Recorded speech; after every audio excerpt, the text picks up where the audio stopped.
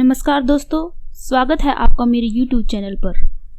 दोस्तों, इस दुनिया में भगवान ने हर किसी को कोई ना कोई टैलेंट जरूर दिया है, बस ज़रूरत उसे पहचानने और निखारने की होती है। इसी आधार पर आज हम एक ऐसी हस्ती के बारे में बताने जा रहे हैं जिन्होंने अपनी लगन और मेहनत से अपने मैथमेटिक्स स्किल्स को इतना बढ़ा लिया था कि उन्हें मेंटल कैलकुलेटर और ह्यूमन कंप्यूटर के नाम से पूरी दुनिया में जाना जाता है और भारत सहित पूरी दुनिया में उनका नाम बड़े ही आदर से लिया जाता है। जी हाँ, हम बात कर रहे हैं भारत की जानी मानी मैथमेटिशियन और सोशल वर्कर शकुंतला देवी की। इन्होंने अपने इस अद्भुत मैथमेटिकल टैलेंट की बदौलत 1982 में Guinness book of world record में भी अपना नाम दर्ज करवाया था। तो इस कहानी की शुरुआत होती है जब शकुंतला देवी का जन्म 4 नवंबर 1929 को कर्नाटक की राजधानी बेंगलोर में एक रूढ़िवादी कन्नड़ ब्राह्मण परिवार में हुआ। शकुंतला देवी का जन्म गरीब परिवार में होने की वजह से वो अपनी शिक्षा भी पूरी नहीं कर पाई थी। उनके पिता का नाम विश्वामित्रमणि और माँ का नाम योगिनी था। उनके पिता परंपरा के अनुसार पुजारी नहीं बनना चाहते थे, तो उन्होंने किसी सर्कस में नौकरी कर ली।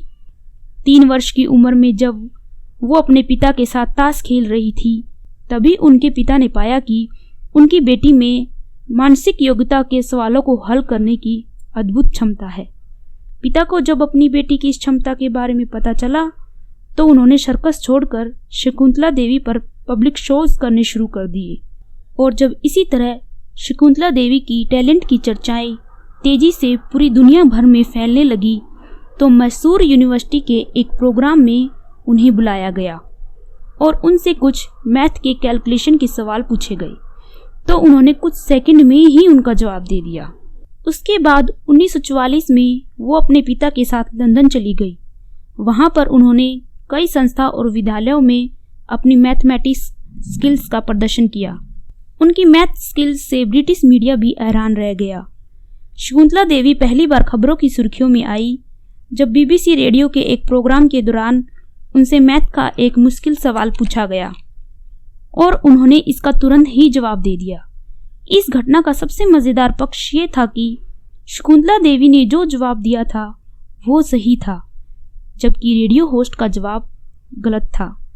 और दोस्तों, सबसे बड़ी ब्रॉडकास्टिंग कंपनी पे आने के बाद उन्हें ह्यूमन कंप्यूटर के नाम से जाना जाने लगा। और दोस्तों, इसी तरह एक बार फिर से शकुंतला देवी को लंदन की डलास यूनिवर्सिटी में बुलाया गया और यहाँ पर उनका सामना उस समय के सबसे अच्छे तकनीकी के कंप्यूटर से करवाने का सोचा गया। इस शो में शकुंतला देवी को 201 अंकों का 23वां स्क्वायर रूट निकालने को कहा गया, जहां कंप्यूटर ने 62 सेकंड लगा दिए इस सवाल को हल करने में। वहीं शकुंतला देवी ने मात्र 50 सेकंड में उन सवालों को हल कर दिया। आगे भी इसी तरह शकुंतला देवी को उनके अद्भुत टैलेंट को दिखाने के लिए कई जगह पर बुलाया गया और हर जगह उन्होंने एक अलग ही रिकॉर्ड बनाया।